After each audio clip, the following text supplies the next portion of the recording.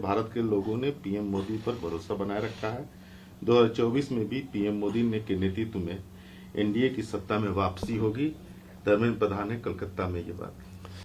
देखिए, भारतीय जनता पार्टी के लोगों के दिमाग पर सत्ता का नशा चढ़ गया है। ये अहंकार जनता बर्दाश्त नहीं करती है और जनता जिसे अर्श पर पहुंचाती है उसे फर्श पर भी पहुंचा देती है। ये लोकतंत्र है, यही इसकी खूबसूरती है। 2024 में बीजेपी की विदाई तय है।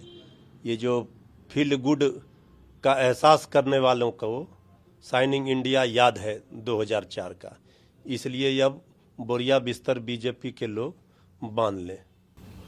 बीजेपी सिर्फ लोगों में नफरत फैलाने की कोशिश कर रही है क्योंकि उनके पास बात करने के लिए कोई वास्तविक मुद्दा नहीं है।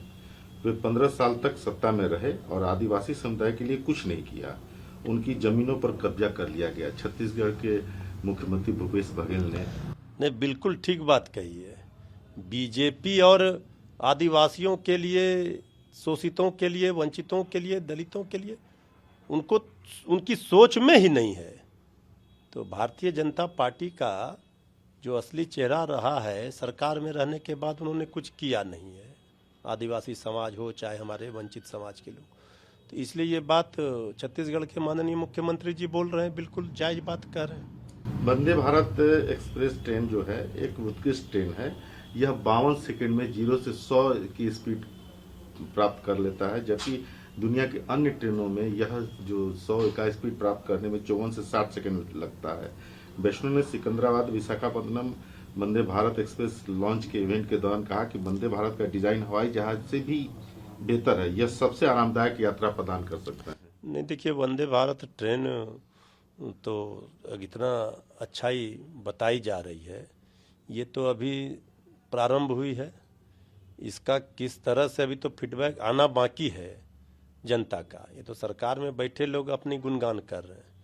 तो इसीलिए अभी वंदे भारत ट्रेन को लेकर के जब पूरा फीडबैक आएगा तब लोगों को पता चलेगा कि वंदे भारत ट्रेन फायदा जनता के लिए है या नहीं है। कांग्रेस अध्यक्ष मल्लिकार्जुन खड़गे ने ट्वीट करके कहा है कि आपदा को हल करने और जनता की समस्याओं को हल करने के बजाय सरकारी एजेंसियों की रिपोर्ट पर प्रतिबंध लगा दिया गया है। इसरो और मीडिया इंटरेक्शन पर प्रतिबंध लगा दिया गया है। नरेंद्र मोदी जी, मैसेंजर को गोली मत मार। ये तो ठीक ही बात कह रहे हैं कांग्रेस के राष्ट्रीय अध्यक्ष खड़गे जी कि जिस तरह से आज तो मीडिया के ऊपर भी प्रतिबंध है, वहाँ भी जो है चुप करा दिया गया है। लोकतंत्र का चौथा खंबा है।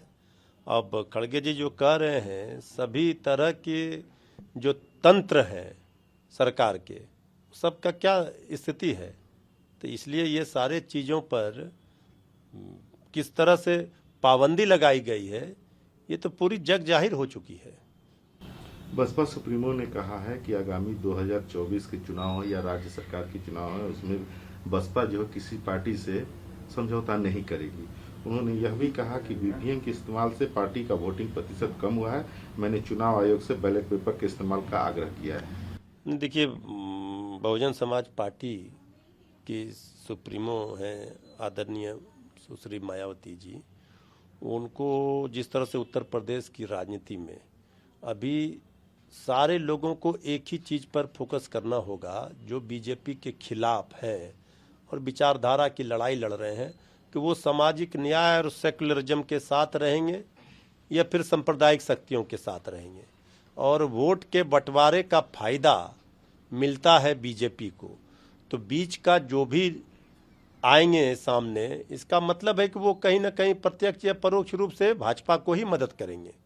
ये शंका लोगों में जाएगी। इसलिए स्टैंड सबको क्लियर करना होगा। बीजेपी विरोधी जो भी विपक्षी पार्टियां हैं, तो ये विपक्षी एकजुटता की मुहिम को कोई अगर ये कहता है कि हम, जैसे मायावती जी कह रही हैं, तो उनको बैलेट से कराना है या ये कराना है, वो उनकी मांग है। लेकिन वो किस धारा के साथ हैं, ये स्पष्ट और क्लियर हो जाना चाहिए।